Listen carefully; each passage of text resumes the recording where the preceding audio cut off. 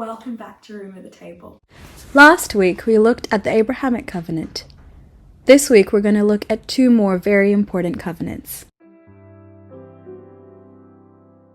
Something that you'll see, which I find really beautiful about all the covenants, is that God doesn't choose extraordinary people. He chooses ordinary men, ordinary people, with an extraordinary willingness to love and serve him. We see this pattern throughout history, where God blesses his people, and then his people become complacent. They become indifferent to the blessings. And then not only do they become indifferent, but they start seeking idols. They start seeking lesser goods instead of the Lord. And the Lord withdraws his blessings. And then when his blessings are withdrawn, then the people realize, what have we done? Or then they cry out in agony, God, why have you forsaken us? Then they realize what blessings they had when God was with them. And then God, in his love and in his mercy, he reaches down to man, and again, he holds them even closer into his arms, into his embrace, into his heart. And he blesses them once again. In Exodus, we encounter Moses.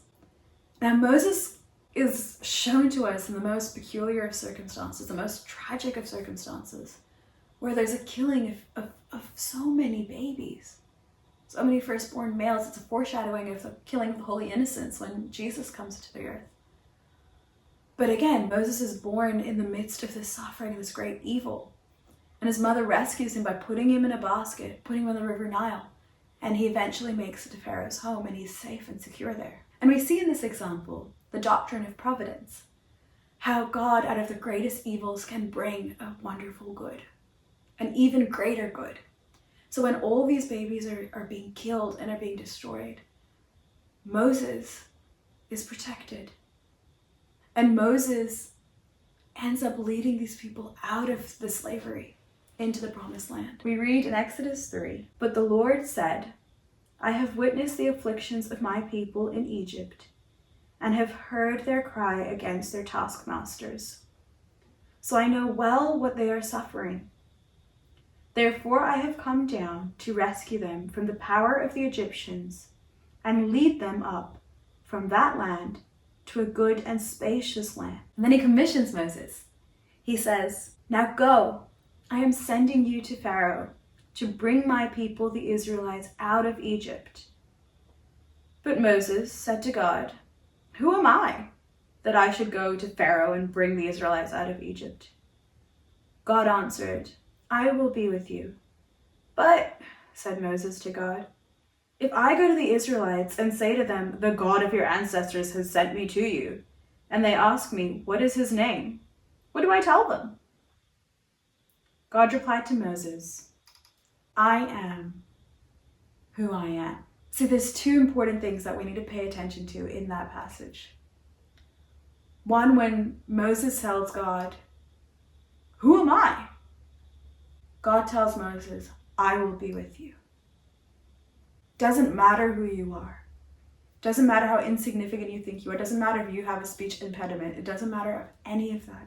What matters is that I am with you. In our own lives, it doesn't matter what's going on around us. What matters is that God is with us. And in that surety of that knowledge, we can find inner peace. And the second thing is God says, "I am who I am. I am that am. I am being. I am existence, its very self." And not only am I being, I am presence. I am presence, and I am present to you in your needs and your afflictions.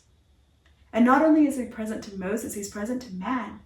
And through Moses, he gives us the 10 Commandments, the ways in which we can love God and live according to the natural order. And again, God, he's a master author. He's a master craftsman. Throughout history, throughout all of his plan for salvation, he's telling us the same things. In order to live in accordance with his will, we must love the Lord our God, and we must love our neighbor. And we see that in the 10 Commandments. The first 3 point us to God. They point us to love God above all things, with all our hearts, with all our minds, with all our souls, with all our strength. And then the next 7 tell us that we must love our neighbor. And these are the great commandments he gives us throughout the Old Testament and the New. And today as well, these are the commandments that he's asking us to obey out of love for him. And then we see, like I mentioned before, the pattern of history repeats itself, right? With the golden calf and with all these different things, worshipping Baal, the Israelites fail to acknowledge God. And then at the end, in Deuteronomy 30, God gives his people two paths. He tells them you can take the path of blessing or you can take the path of curse. And to take the path of blessing is to obey the laws of the Lord, to live in the freedom of the children of God. But to take the curse is to reject God and to say, I don't need you. I'm going to do it my way. C.S. Lewis says there's two kinds of people. People who say to God, thy will be done, and people to whom God says, thy will be done. And this is basically the path that he's giving them. These are your options. Please choose blessing. And we see throughout the next hundreds of years, the people still don't choose the blessings of God. They still choose to do things their way. And so once again, God intervenes in history. And we can read about this in 1 and 2 Samuel. When we read about the story of King David, God tells Samuel, the prophet Samuel, to anoint David. David was just a young man who loved the Lord. And he was considered a friend of God, not because he was perfect. We have read the story of David, even he fell. But that's not the point. The point was not that he was perfect. The point was that he loved the Lord with everything he could.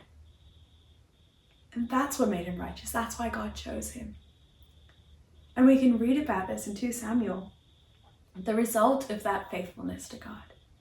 God makes a covenant with David. We read in 2 Samuel 7, when your days are fulfilled and you lie down with your fathers, I will raise up your offspring after you, who shall come forth from your body and will establish his kingdom.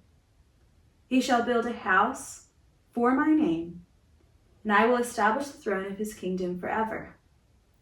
I will be his father, and he shall be my son.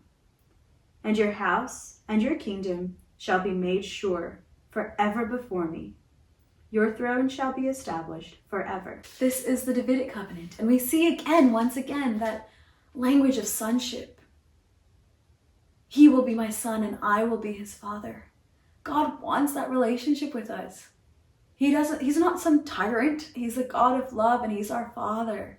And he loves us. He loves you. He loves me. And he wants us to be his children. That's why he makes these covenants throughout history. That's why he made the covenant with David. And the beauty of this covenant is that it doesn't matter how many sins David and his descendants commit. God promises, swears to be faithful to them throughout, no matter what they do. And he promises to be faithful to us as well. He is a faithful God.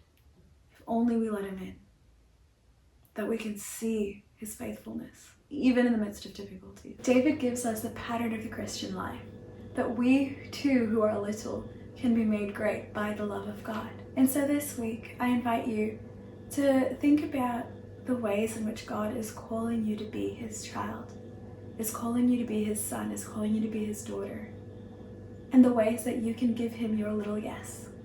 In small things, start there. Even if it's just waking up on time, as soon as the alarm goes, give him your little yes. Something that I try and do is every morning when I wake up, to kneel down on the ground and say to God, I will love you, I will serve, I will follow, and I will obey. Maybe that's something you can do as well. But give him that little yes every day, even if it's in something small, and see how he transforms your yes into something great. Remember, there's always room at the table for you. Until next time, God bless.